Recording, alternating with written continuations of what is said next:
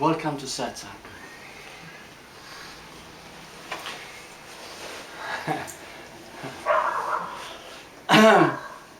Last Satsang was one of the most popular, and I had more letters, more emails regarding it than ever before. Wow. Now, some comments were made about the law of reversed effort, and they wanted to know why it works the way it does. So we'll mention that briefly. The talk today is called The Secret of Awakened Love. So we'll focus on that. Okay. As far as the law of reversed effort, it means that we resist the very thing we want most, which of course means resist love, because that's what we want. Even psychologists agree that 95% of all relationships are codependent. Now, codependence means that we want love so badly that we're not willing to give it.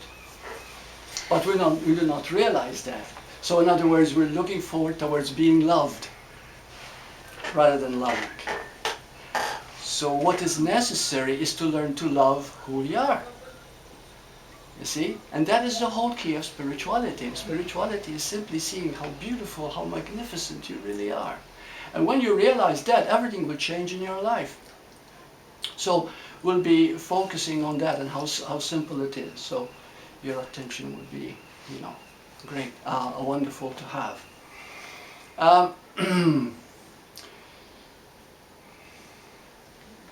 There are two questions I'd like you to hear, which will go on with the topic today. One is, did you know that you are seeking love all the time except when you feel total love? Mm-hmm. You're seeking it all the time in every action. Even when I sat down, I tried to find a comfortable position. Right? So you're always seeking love, which of course is your comfort, your happiness, your peace, balance, etc., etc. Now here's another question. Did you know the difference between love and fear? What is the difference between them? Fear is the absence of love. Okay, it's like the darkness, all that darkness is the absence okay. of love. Every experience that we experience comes from love. Now that's a big one. Every experience. Now, do you want to raise some questions regarding that? Every experience that you experience always comes from love. Challenge it, please. What about fear? What about depression? What about loneliness? What about frustration? They're calls for love.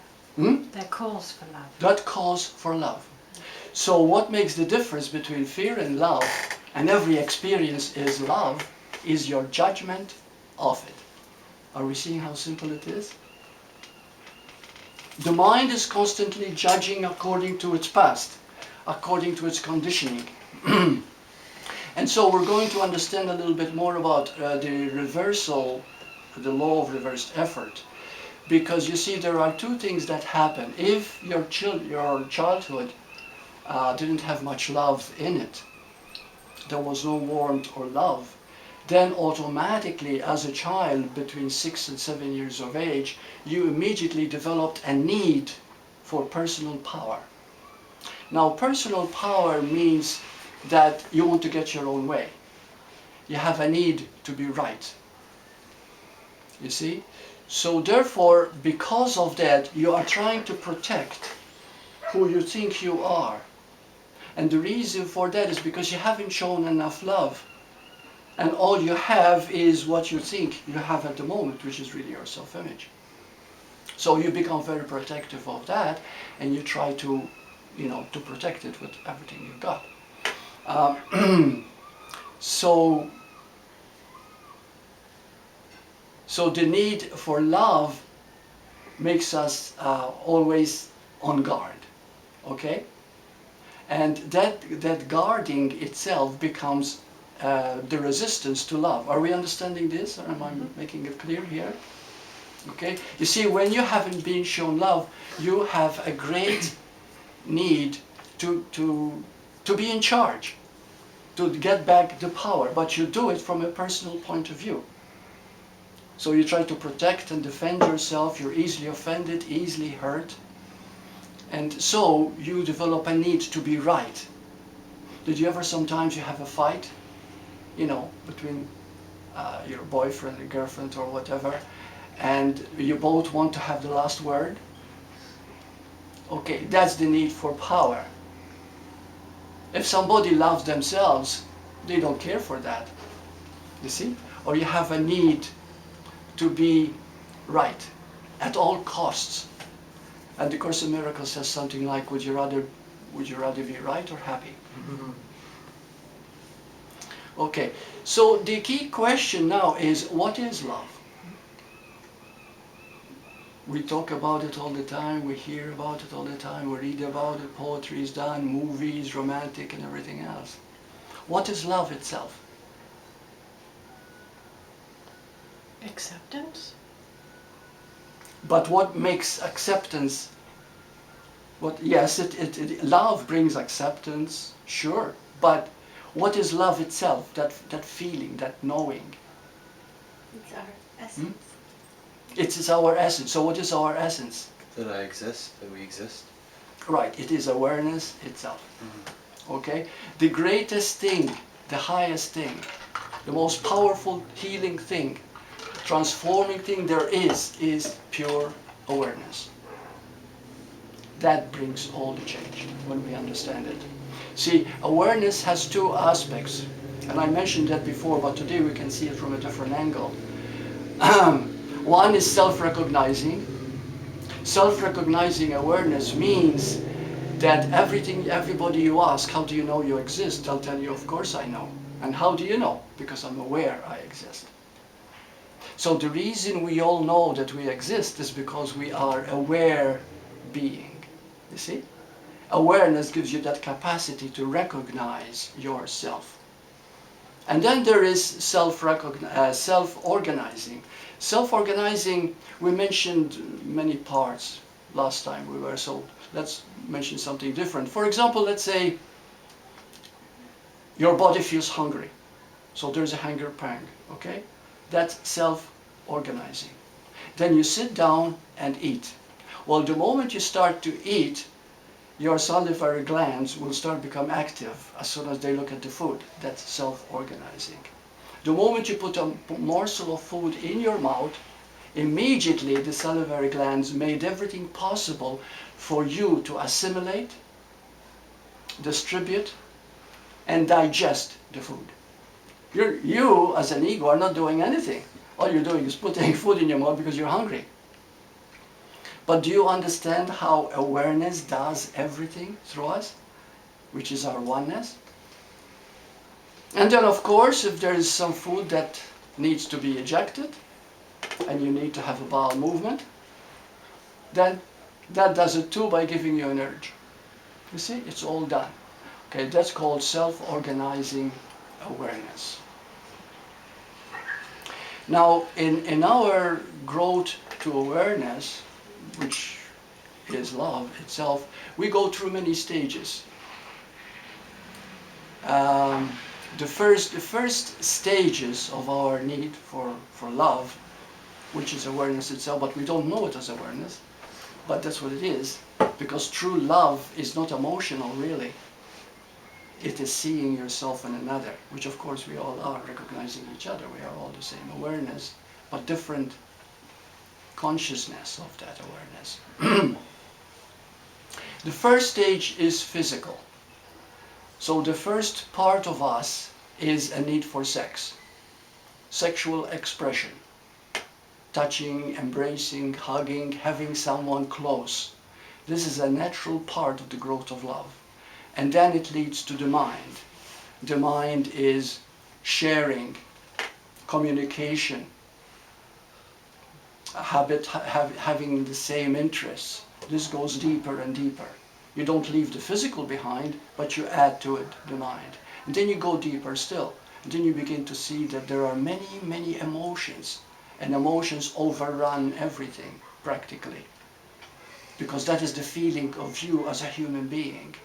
You see? And then you begin to know emotions. Now, when love moves into the emotions, now the love has a great power to expand. When these emotions are not seen as something bad, but as simply simple lessons to greater capacity to love.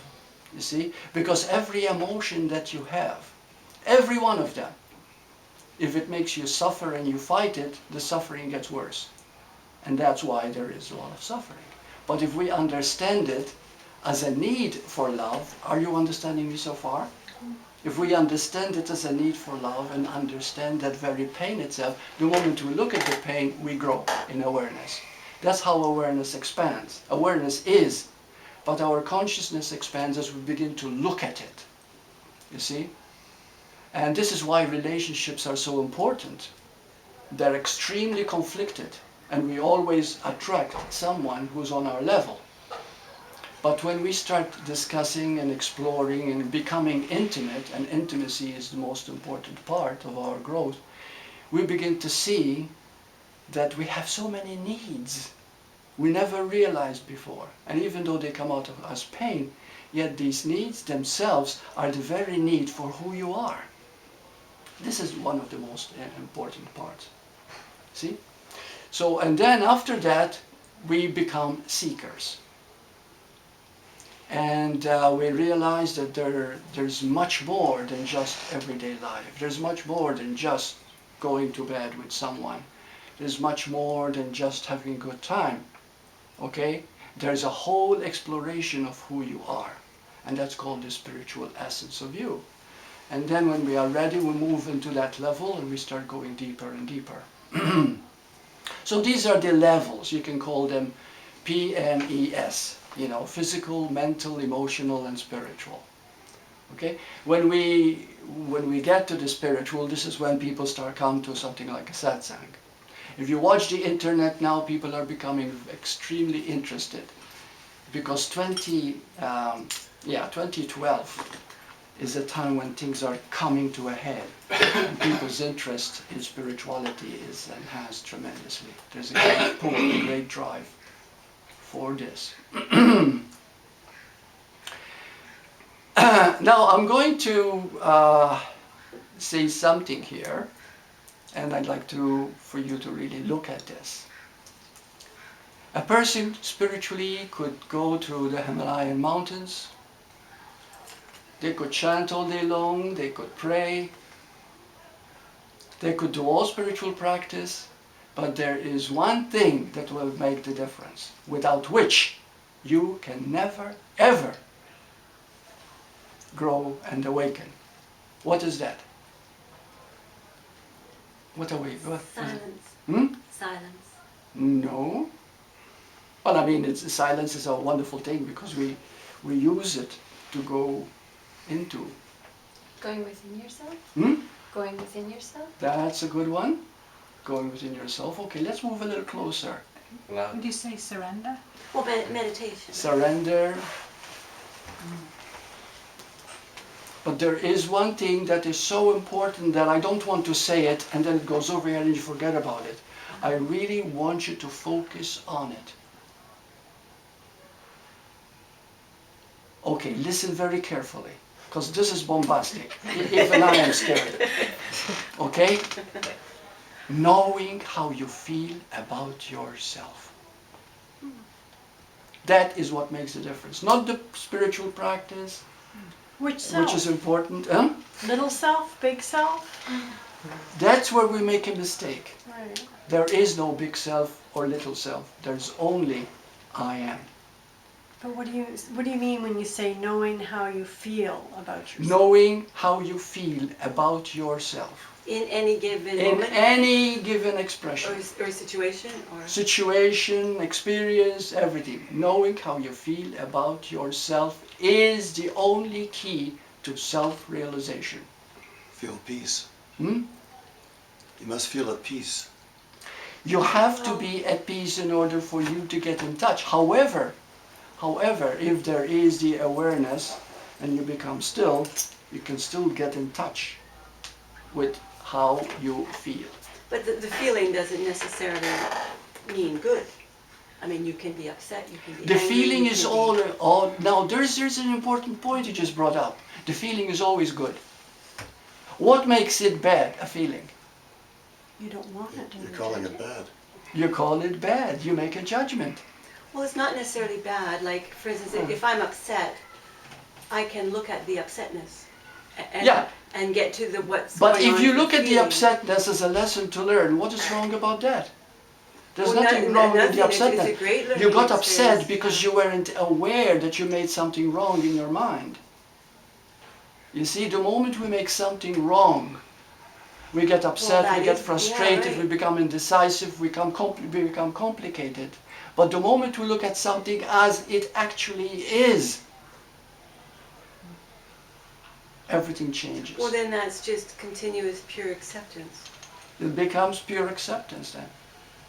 So the point is, again, I repeat, the whole thing that we're discussing today, which the awakening of love, that's what we're talking about here. The awakening your love nature is, are you in touch with how you feel about yourself? Do you think you're missing something? Do you think you're not good enough? Do you think there's something wrong with you? Do you think you lack anything? If you have these thoughts, it's time to look at who you are in the moment, you see? You don't have to say higher self or lower self. We get caught in that, you see?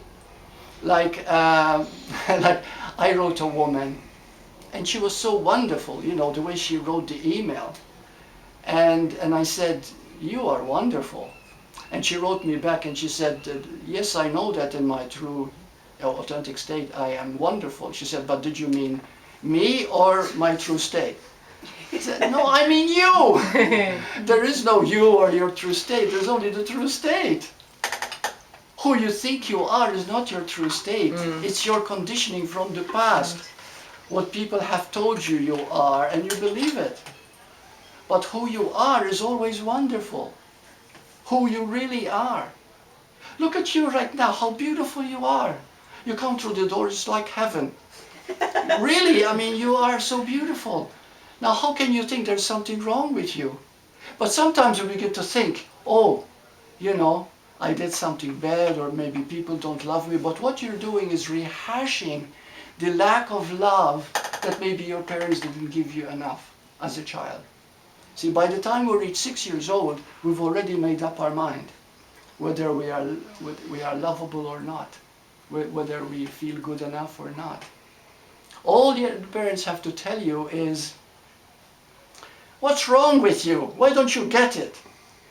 And the child begins to think there's something wrong with them. See, that doesn't mean the parents have really done something wrong. But what happens is that the child is very, very sensitive. Did you know that in hospital there are many babies born that have no parents, you know, married parents?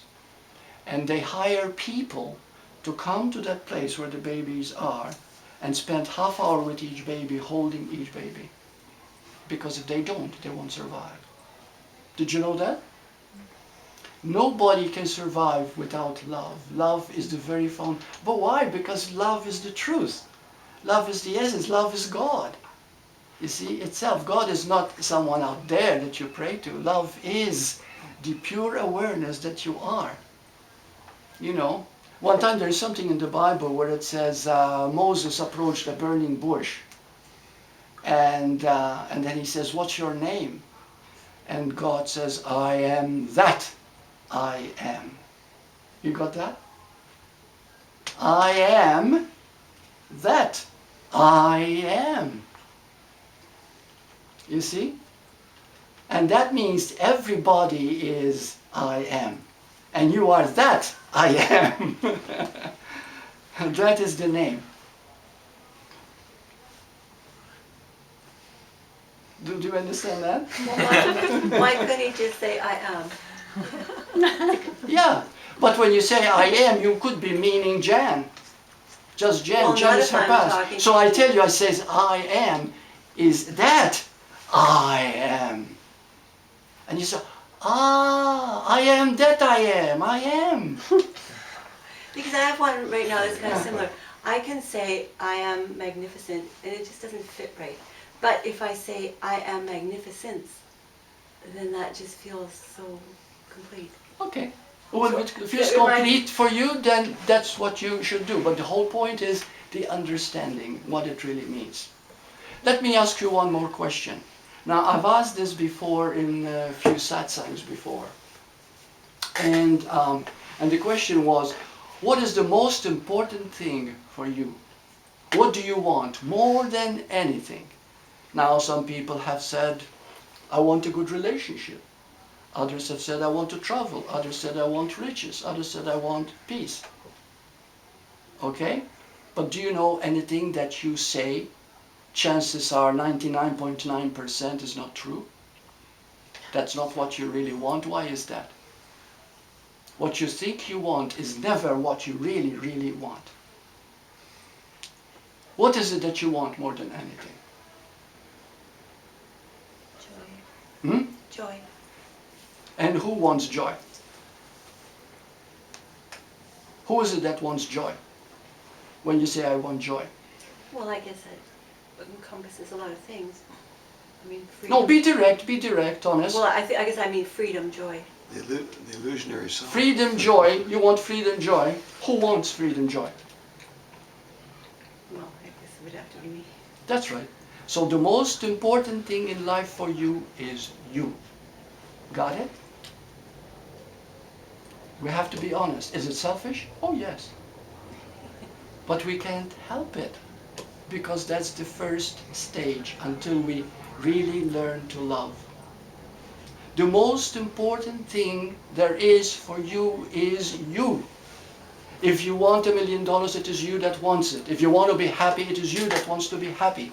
It is always you that you want more than anything. Now, if you bring awareness into that, the selfishness begins to fall away. Always awareness, because it's the highest love. Okay? You become aware that there is selfishness, yes, but you can't help it. And then you realize you can't help it when you look around and you see everybody is exactly like you. Are you got it now? How you're expanding in your awareness?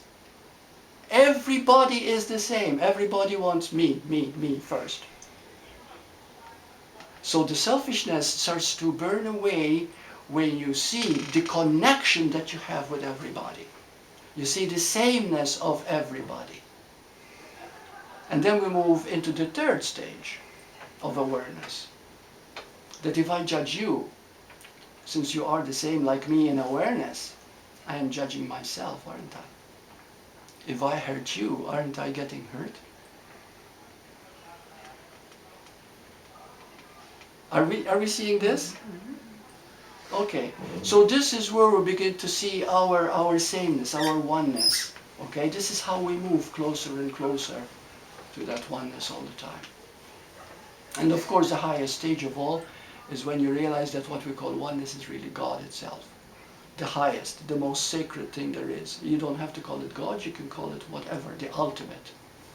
That which is, the I am. You see? And then you say, in the beginning I thought it was me, but now I feel so expanded. Since everybody is the same like me, I feel so good, so relaxed. I am more myself with people. There's confidence. There's love of yourself flowing. Are you seeing the secret of love now? How it grows? But first you have to accept the fact that the ego is not something bad you need to get rid of. The ego is something, an ignorance of our true nature. Let it be there. You see? Because if you try to get rid of it, then it will really screw you up. Because it will be like trying to get rid of yourself, which is impossible. So total self-acceptance starts the true love. Can I have some feedback here? Because I want to make sure that you're all understanding this. This is so beautiful. Once we're totally honest and we see that me is all I want, and you know that it's selfish and it's okay because I can't help it, and you see that everybody is the same like me and it's okay, then you see you're not alone. You begin to see I'm not alone because we're all connected.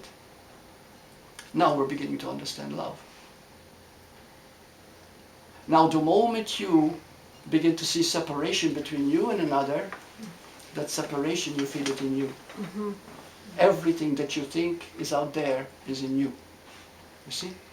So Bert, when you are with someone and you just feel completely at ease and know everything's That's just wonderful. beautiful. It means you meet someone on your level, it's comfortable But with it's you. not always like that. You meet It isn't someone and I always still like think that. I'm being authentic, but I don't feel quite as at ease. So what's that about?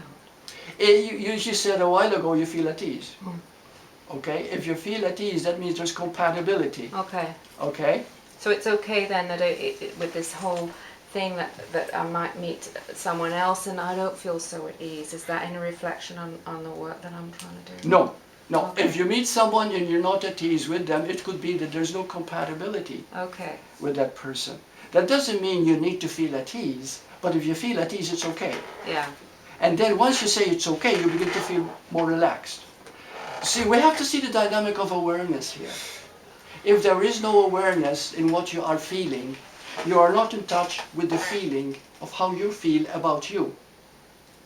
But if you accept yourself as you are, and it's okay, okay? You find that even if we don't get along, even if we're not compatible, I can still love you.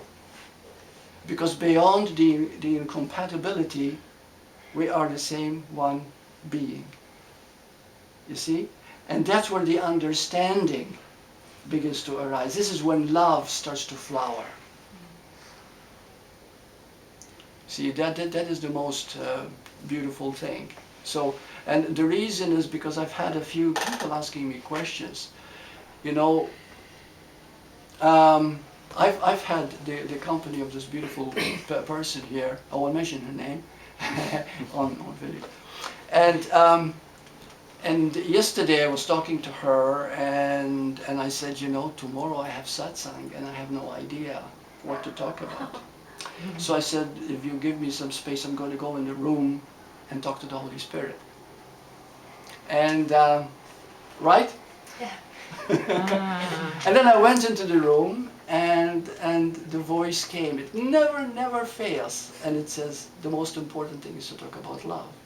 But now talk about the secret of love, how love really unfolds. And then I came back, I talked to her and I said, I got it. Okay, so, so that's another thing I want to talk to you about. The I am, which I call the Holy Spirit, is the I am of you. There is no one outside of you, there is only you. How many of you get this? There is only you. There's nothing outside of you. It seems there is outside of you because there are different bodies, you know, and there's different conditioning. But ultimately, we are joined. We are connected in spirit. And understanding that connection starts loving yourself. Because there's never, ever anything wrong with you. You know, I've had so many clients coming to me with this problem and that problem. They went to psychiatrists and they said, oh, you're bipolar, or you're manic depressive, or you're this, or you're that. And they carry that as something really bad. And they have that, they carry that label with them. That's disastrous. But when they come to see me, I tell them, no, there's nothing wrong with you. And you know, after a while, they start to accept themselves. The moment they start to accept themselves just as they are, not trying to change, the moment they accept themselves as they are, they begin to flower. Their eyes beam, their face is radiant, they're full of energy, they're beginning to feel happy. Because there's only one person to love, and that is you. Now, people say, but if I love myself, isn't that selfish? Is that selfish? Is that selfish to love yourself? No. Why isn't it? Because you are. How can you give without receiving? Beautiful. That's it. That's exactly it. You cannot give something to another unless you give it first to yourself. You see? So remember that. So when you're having problems in relationships, remember there's nothing wrong with the other. There's nothing wrong with you either. But it's just that you're not loving yourself enough. Because when you don't love yourself, you expect the other to love you to make up for it. I want you to love me so I can feel good about myself. But that love will never flower. It will never, oh, the sex could be great. And it might last for a while, but the attraction won't last for a long time. But is there not different descriptions for love? Like there's, you know, romantic love, there's... Oh, absolutely. I mean, there's so many kinds of love. Because love is the only real thing there is. No, but that's just what I'm saying though. Yeah. So, I mean, But there's they are just romantic love. descriptions. I mean, just because you don't love someone does not mean you don't love them. It might mean that you're not able to maybe live with them. Right. Right? So there are many definitions of love, there are many degrees of love, but it's all love. Okay? Yes, it is. Yeah. So what is your question then? Because Well, no, it's- because okay, you were talking about relationships, like even relationships. You don't need to stay with someone and make yourself love them. I mean, oh no, no. so what I'm saying, If it's not you might working love out, it's not them. working out. No, but you might love them and need to not be with them. You know, because you don't Yeah. connect anymore. Yeah. Yeah. Yes, So that is But there's still no a problem loving there, thing you to know. do. You love, you always love, right? And if you're not getting along, then you're not getting along. But I guess that's what I mean, And though. then you part. Loving, that word love does not necessarily have to mean loving. And again, that's how we identify loving. Oh no. Loving is the action, is the expression. Where I'm talking about love. That's the essence of Loving love. is the expression of love. Okay? The expression of love we always think, because we're thinking in terms of physical, mental and emotional. But we're missing the spiritual here. The spiritual is a recognition. If you sit here and you see all these people as a part of you, that is love. But you're not hugging them, you're not making love to them, you're not sleeping with them. Right? Yeah. Yeah. But there is love because there is that recognition. Remember what we said, awareness, self-recognizing and self-organizing. You see, it does everything. It is complete within itself. See? Now, how do we live every day so that we awaken this love and make it grow? There are three things to do, and they are not something to do. They are not a doing at all. They are an understanding. They are L, S, F. L is listening. Okay? Learn to listen to how your mind is judging all the time. All the time you are judging. Did you know that there's hardly a moment that your mind is not judging? Even as we sit here and we look at each other, we are constantly creating a perception of what we think we are seeing all the time. That's the nature of the mind. You can't help that. That's not wrong. You see? But the point is to become aware of that judging and then not judge it. That expands awareness. Why does it expand awareness? Accepting what is. Hmm? You're accepting what is. Very good. You're accepting what is. Totally. The moment judgment, you don't stop judgment, you can't help it because this is the nature of the mind to judge. Okay? But become aware of the judging. And as you become aware of the judging, you allow it. And then you see all the time how you're making something wrong or right. You see? All the time you're moving back and forth. Every time you make something right, the feeling changes. Every time you make something wrong, the feeling goes out of balance. And the body is affected. And we're doing that all the time. Every time you are depressed or angry or frustrated or indecisive, or you can't make up your mind or whatever it is, you've turned against yourself. See what you did? You've judged it, you judged something wrong. It itself wasn't wrong, but you made it wrong. And so your whole system is the law of attraction, is working on that focus of wrong. You see, every part of you is going along with that wrong. Oh, I see, it's wrong. The consciousness does not say, does not say, this is not so. Okay? It just goes along with whatever you tell it. The awareness is not touched by it. And this is why when you bring awareness into what you are conscious of, that very awareness will start bringing the change. So when you become aware of a judgment, good or bad, right or wrong, should or shouldn't, that doesn't matter. The moment you become aware and not make it good or bad, just allow it because that's what happened, this is how you start to expand. You begin to see deeper than you've ever seen before. You begin to see possibilities. It's freedom. It's freedom. Yes. And you begin to feel so much love.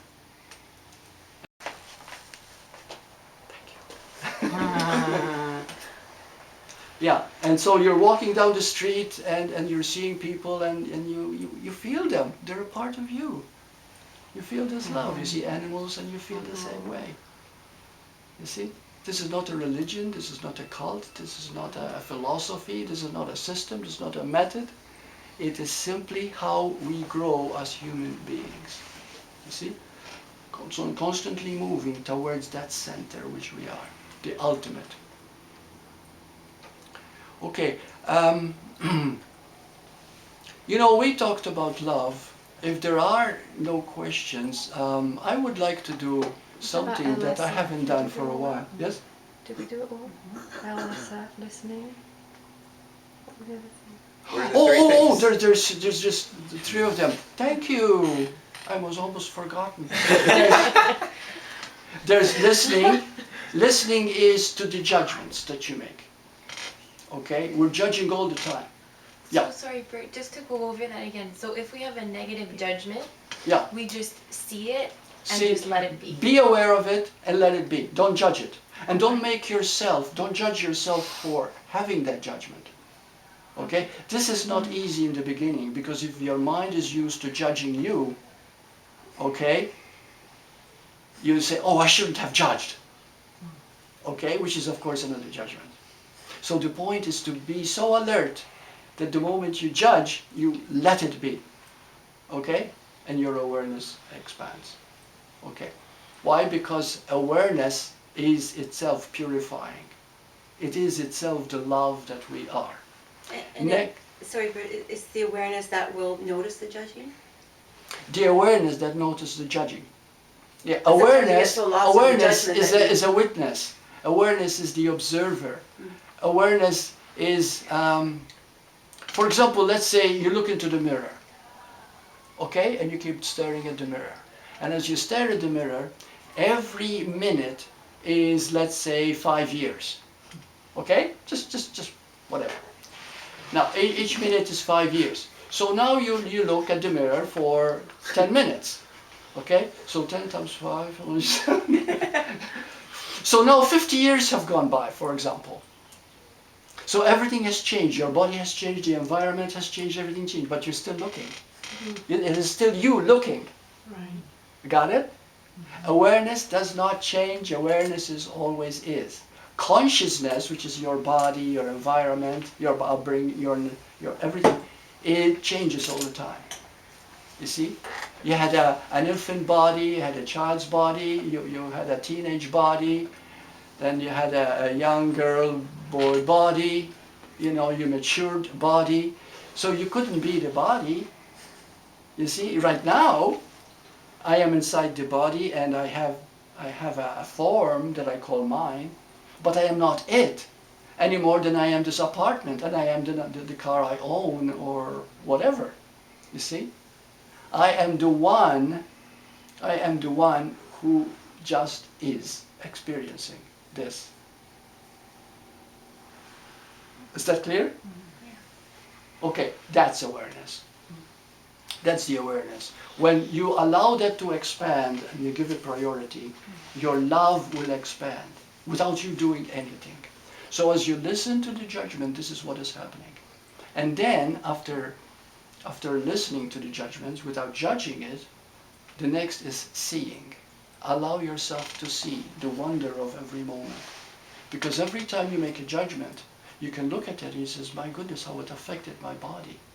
It affected my thinking, it affected my manner, it affected my mood. And you begin to see things you never saw before. You thought you were a victim before of these things, but now you begin to see how every judgment is shifting you, is changing. Okay, that's called seeing, we call it seeing. And then there's forgiveness. Those are the 3 points. Okay? Now forgiveness is just a reminder that there's nothing to forgive. So it reminds you that if you allowed yourself to listen to it and see it, that's enough forgiveness. You have forgiven it. And that very fair forgiveness is the greatest healing there is. People have had cancers, they have had serious diseases, they were almost on the deathbed. But the moment forgiveness took place, there was almost instant healing. And there are cases and cases of this. Mental, emotional, it doesn't matter. Forgiveness brings instant healing. Why does it do that?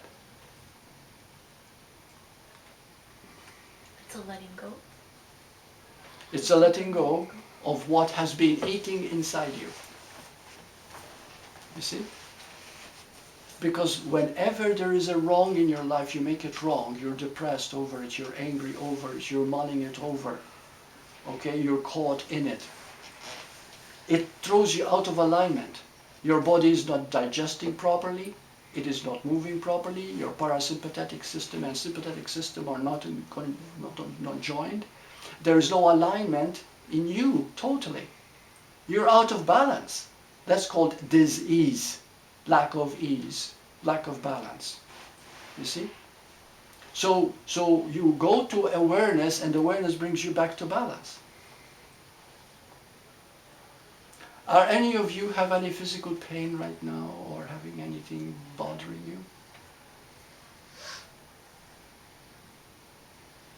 A few years ago in Toronto, somebody played a trick on me, and they said, well, I have heard of Uri Geller, and he bends spoons and stuff like this. And they said, Burt, can you do that? And I said, well, that's not kind of my thing.